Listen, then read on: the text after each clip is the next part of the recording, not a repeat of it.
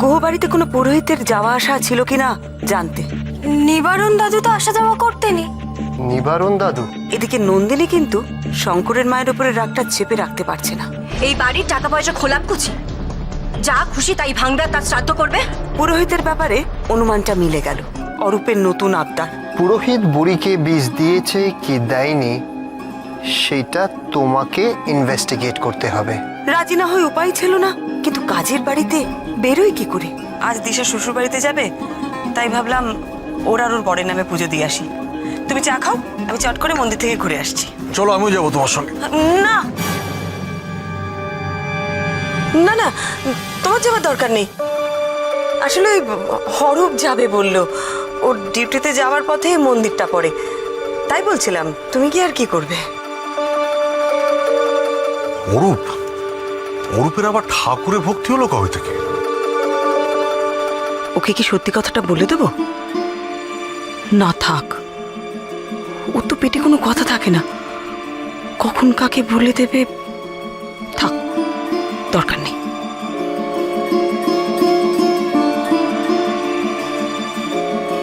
কি গো, কিছু বলবে? কই না তো, সকাল সকাল এত বকাও না, আমার দেরি হয়ে যাচ্ছে, আমি যাচ্ছি। আরে আর পরি যা বাবা, আমি বকালাম না বকা খেলাম?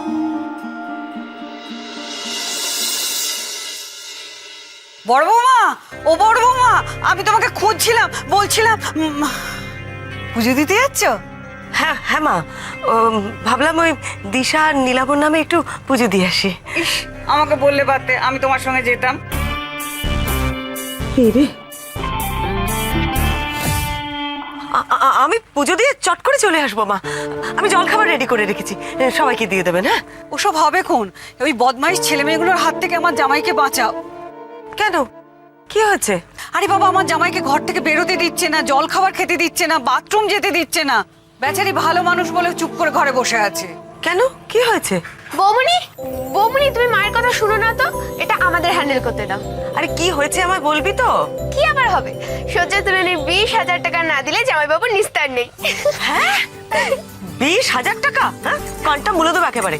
একদম না, ম্যাক্সিমাম 5,000, ব্যাস, এর বেশি একটা টাকাও হওয়া হ্যাঁ, উচিত। বড় বৌমা যা বলেছে ঠিক তাই, তাই হবে। জানি তো তুমি ভেস্তে দেবে, এই জন্য ভাল লাগে না। আরে দেখেছো? ওহো বড় বৌমা, খেয়াল রেখো, কাল 12 তারিখ তোমার বাবার চেক আপ আছে। এই বিয়ে বাড়ি গন্ডগোল আবার ভুলে না যাই, অ্যাপয়েন্টমেন্ট নিতে হবে। হ্যাঁ হ্যাঁ, কাল 12 তারিখ না? তার মানে তো আজ 11। হ্যাঁ মা, একদম ভুলে গেছিলাম। কি? আজ তো নন্দার জন্মদিন। হ্যাঁ, এ বাবা, এই বিয়ের তালে গুলে ওকে উইশ করাই হয়নি। সে কি কথা গো? মেজো বৌমাকে তো আমরা কেউই উইশ করিনি। হ্যাঁ, ও তো ক্ষেপে লাল হয়ে যাবে। আমি বাবা আজ ওর চোখের সামনে যাব না। এক কাজ করি, আমরা সবাই মিলে গিয়ে বলি, তাহলে মেজো বৌমার মনটা গলবে। না মা, কারোর উইশ করার দরকার নেই। না না, ওকে উইশ না করলে ও কুরুক্ষেত্র বাঁধাবে। আমি একটা অন্য প্ল্যানের কথা চিন্তা করছিলাম মা। সন্ধেবেলা আমরা যদি একটা সারপ্রাইজ পার্টি করি। দেখুন, সন্ধেবেলা তো দিশা চলে যাবে, ওদের সবার মন খারাপ থাকবে। পার্টি করলে সবাই একটু আনন্দও পাবে, তাই না? আমি তাহলে পুজো করে ফেরার সময় একটু শপিং করে নিয়ে আসবো। ততক্ষণ আপনি যদি একটু এদিকটা সামলে নেন। কি হলো মা, কি ভাবছেন? না, ভাবছি মেজো বৌমা ক্ষেপে গিয়ে যদি লঙ্কা কাণ্ড বাঁধায়, আমি কি ওকে সামলাতে পারবো?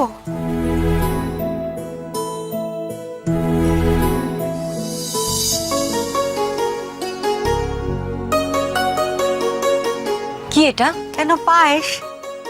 তোর তো আজকে জন্মদিন, আর তুই তো জানিস জন্মদিনে পায়েস খেতে এটা হয়। কালকের পায়েস মা, মেনুতে ছিল। তা কি করি বল, এটা তো আমার নিজের বাড়ি নয় যে গোয়ালা থেকে টাটকা দুধ দুই এনে তোকে পায়েস বানিয়ে খাওয়াবো। কি বাড়ি রে বাবা, কারোর মনে পর্যন্ত নেই যে আজ মেয়েটার জন্মদিন? একটা উইশ পর্যন্ত কেউ করতে এলো না। অন্যদের কথা বাদ দাও, আশিস আমার পতিদেব, সেও একবার আমাকে জন্মদিনে উইশ করল।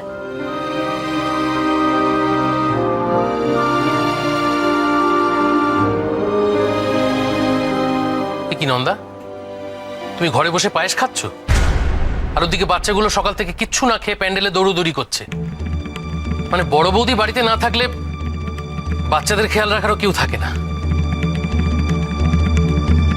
অদ্ভুত।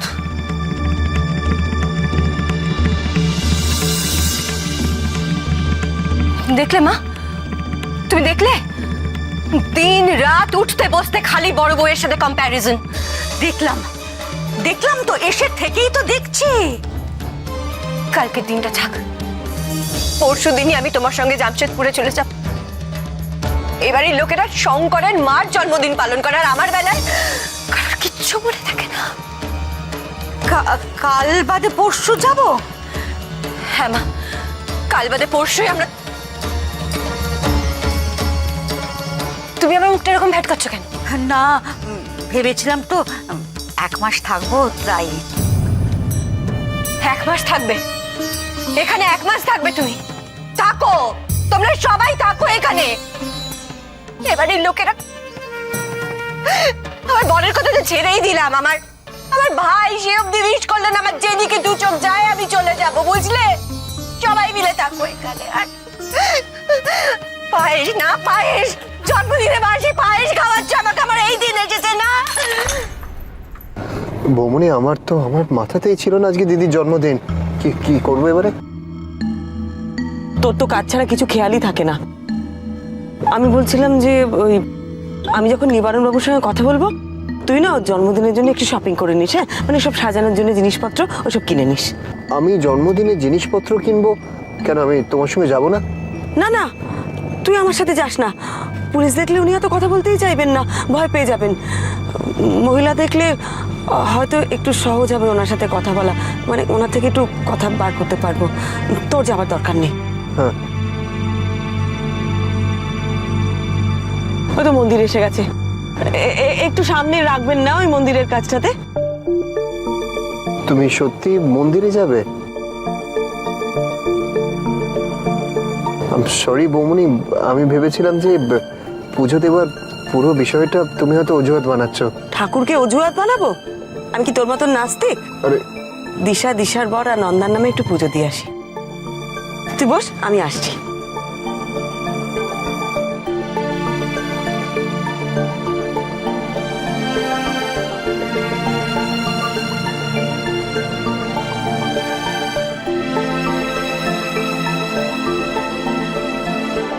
বৌমনি দিদিকে হারে হারে চিনেও কি করে ওর জন্মদিনে সারপ্রাইজ পার্টি অ্যারেঞ্জ করে, ওর নামে মন্দিরে পুজো দেয়।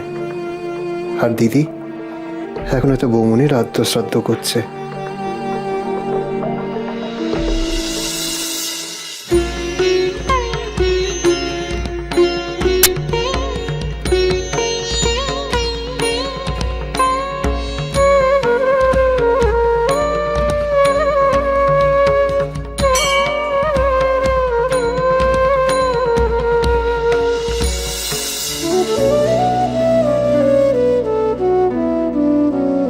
ঠাকুরমশাই, হ্যাঁ,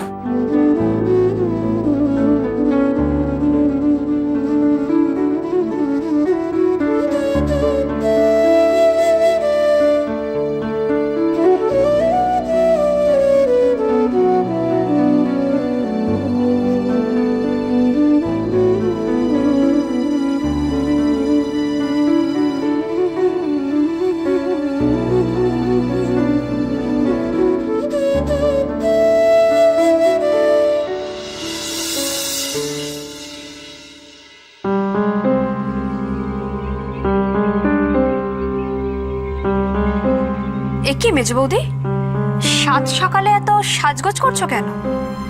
এই তোর মাথায় না কোনোদিন বুদ্ধি হবে না। শোন, বিয়ে বাড়িতে সবসময় সাজুগুজু করে থাকতে হয়। তোকে তো পেঁচির মতো দেখতে, তা বলে কি মেজ বৌদিকেও পেঁচি সেজে থাকতে হবে? ছোটদা, একদম বাড়াবাড়ি করবি না। আমি কোথায় বাড়াবাড়ি করলাম? কি চাই তোমাদের এখানে? আমি কেন সাজছি সেই কৈফিয়ত নিতে এসেছো বুঝি? না তো, ঠাম্মা তো বললো বাসি বিয়ের জোগাড় করতে। চলো, সব বলে টলে দেবে। কেন? সর্বকর্ম নিপুণা বড় বউ বাড়ি নেই বুঝি, তাই আমার ডাক পড়লো? না, আসলে বৌমুনি থাকলেও তোমাকেই ডাকতো। থাক, কত ডাকতো আমার জানা আছে। ফুল হাই ভোল্টেজ হয়ে আছে বুঝলি, টাচ করলি। তোমাদের বাজে কথা শোনার মতো সময় আমার নেই। আজ আমার একটা বিশেষ দিন, আমি বেরোচ্ছি। কখন ফিরবো জানি না, তোমাদের মা ঠাম্মাকে বলে দিও কথাটা। সে কি মেজ বৌদি, বাড়িতে এত কাজ আর তুমি বেরোচ্ছ? তোমাদের সাধের বৌমনি যখন বাড়ির থেকে বেরিয়েছিল, এই প্রশ্নটা করেছিলে তাকে?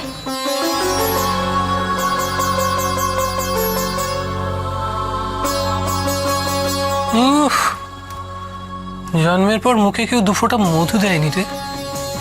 মধু দেয়নি ঠিকই, কিন্তু মৌমাছির মতো হুলটা ভালোই ফোটাতে শিখেছে। কি ভাবছে বলতো? ভাবছে আমরা মেজ বৌদির বার্থডের কথাটা বেমালুম ভুলেই গেছি। যেভাবে রেগে মেগে গেল, তার থেকে ভালো হতো বিকেলে সারপ্রাইজ পার্টির প্ল্যানটা বলে দিতে। না না না, একদম নয়। বলে দিলে বৌমনির পুরো প্ল্যানটাই ভেস্তে যেত না। সবাই মুখে কুলু পাটো।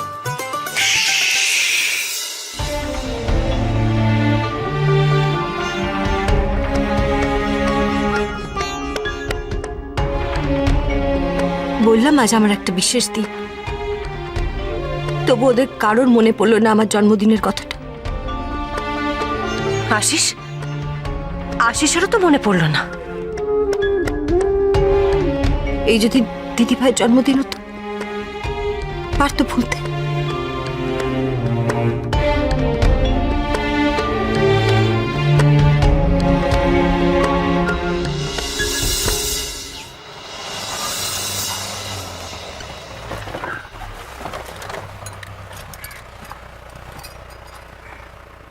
এটাই নিবারণ বাবুর বাড়ি, তাই তো? হ্যাঁ বৌমনি।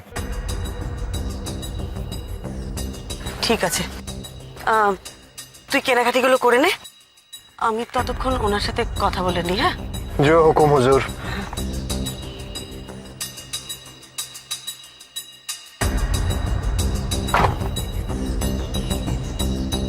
এই শোন, ওই স্বপন বাবু সোহম বাবুর কি হলো রে? বৌমনি ওনাদেরকে ছেড়ে দিতে হয়েছে, কারণ ওনাদের এগেইনস্টে কোনো এভিডেন্স পাওয়া যায়নি। ও, আমি কিন্তু এই শেষবারের মতন হেল্প করছি, এরপরে তুই আমায় কিচ্ছু বলবি না কিন্তু, ঠিক আছে?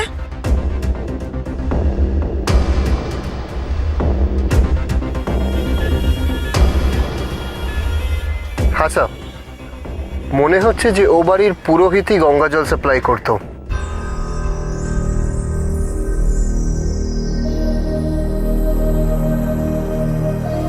কেউ আছেন?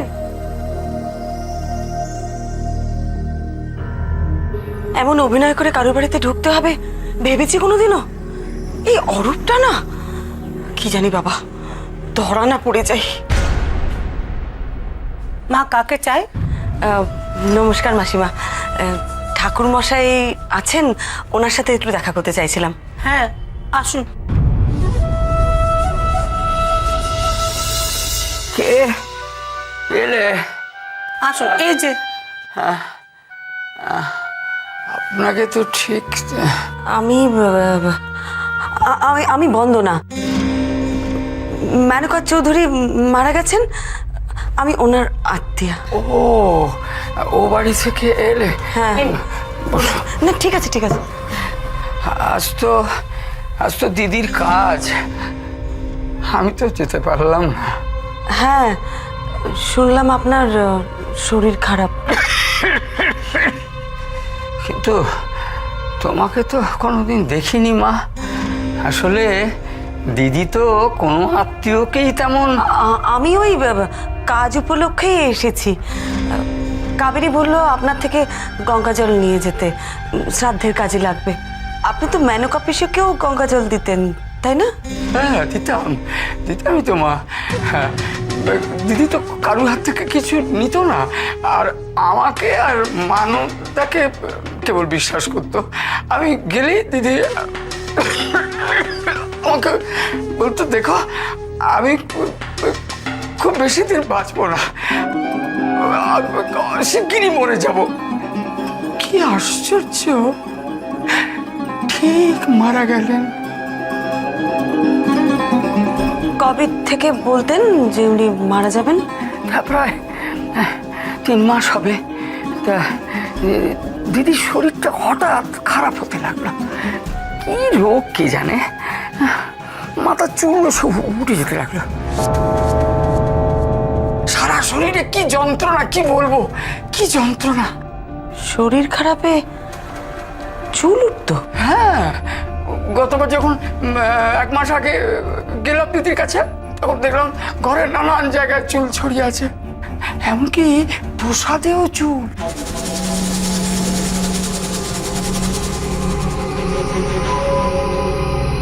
চুল?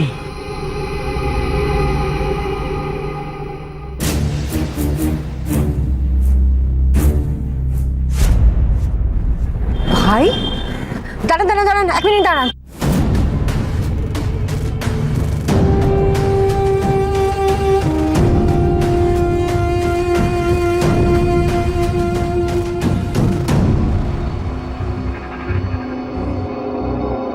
এই নাকি ভাই ডিউটিতে গেছে।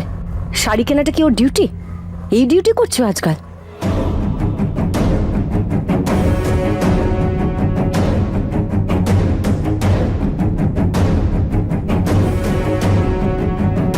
চলুন, ওই গাড়িটা ফলো করুন।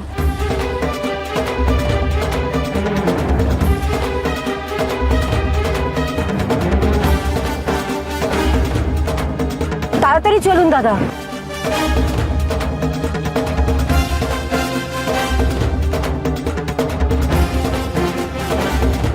মিস হয়ে যাবে, দেখুন, ফলো করুন ঠিক করে। দেখি অরূপ কোথায় যায়। দিদির মানসিক স্থিতিও ঠিক ছিল না। এমা, এসবের কি দরকার ছিল? অসুস্থ শরীরে অত কথা কইছো কেন? বলো না, গঙ্গার জল নেই কো। জানো তুমি, বেশি কথা কইলে তোমার বুকে ব্যথা হয়। তাও শরীর খারাপ বলে সপ্তাহ 2 হলো গঙ্গা স্নানে যেতে পারিনি। ওই দেখো না, খালি বোতলগুলো পড়ে রয়েছে।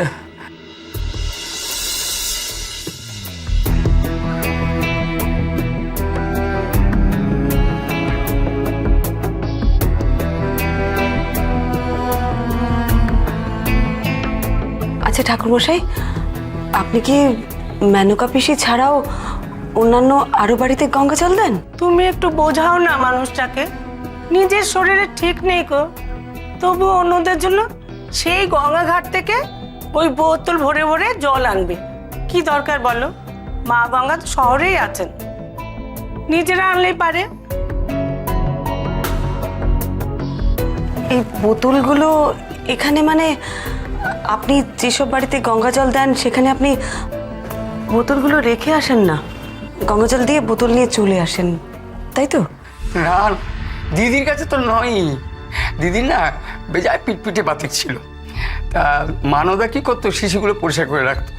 আর দিদি ওই আমার শিশি থেকে গঙ্গা জলটা নিয়ে নিজের শিশিতে ঢেলে রাখতো।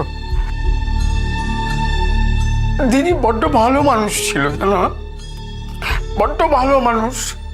ওই মরে যাবার ভয় আর শরীর খারাপের। খুব খারাপ লাগছে তুমি এত দূর থেকে এলে গঙ্গা জল নিতে, আমি তোমাকে গঙ্গা জল দিতে পারলাম না। না না ঠাকুরমশাই, তাতে কি হয়েছে? আপনি তাড়াতাড়ি সুস্থ হয়ে উঠুন, আমি এটুকুনি প্রার্থনা করি।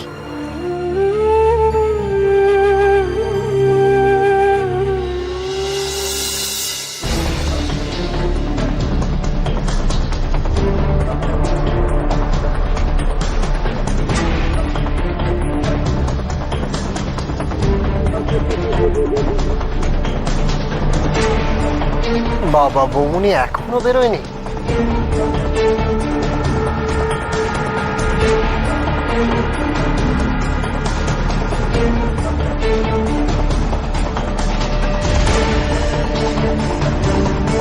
এইরকম একটা বাড়ির সামনে এসে দাঁড়ালো কেন ভাই? কি আছে এখানে?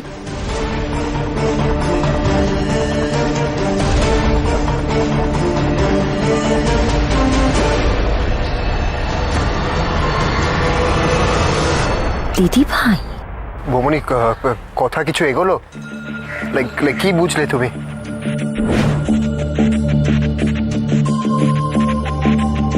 বৌমনি প্লিজ চুপ করে থেকো না, বস প্রেশার দিচ্ছে, আমাকে আজকের মধ্যে কালপ্রিটকে অ্যারেস্ট করতে হবে।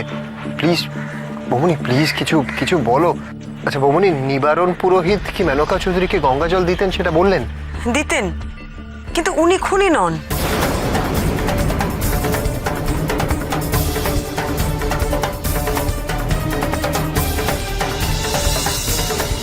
মানে যে গঙ্গা জল দিত সে খুন করেনি? বৌমনি, তোমার সামনে ভালো মানুষই নাটক করেছে। না রে, আমার মনে হচ্ছে ওনাকে সামনে রেখে না অন্য কেউ কাজটা করেছে। সরি বৌমনি, বাট অর্ডার্স আছে যে গঙ্গা জল সাপ্লাই করেছে তাকে অ্যারেস্ট করতে হবে। থানায় নিয়ে গিয়ে জেরা করলে সত্যিটা বেরিয়ে আসবে। না না অরূপ, তোরা একজন বয়স্ক নিরপরাধ মানুষকে শাস্তি দিস না প্লিজ। আমাকে একটু ভাবতে সময় দে। আমি একবার বহু বাড়িতে যাব। বৌমনি, তুমি যাবে গো বাড়িতে? বাট এবার তো আমি তোমাকে ব্ল্যাকমেল করিনি যাওয়ার জন্য। আমি যাব অরূপ।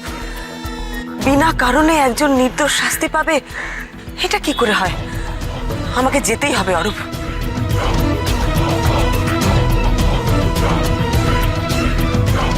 ডিউটির নাম করে ভাই দিদিভাইয়ের সাথে রাস্তায় মিট করছে লুকিয়ে। দাঁড়াও, দেখাচ্ছি।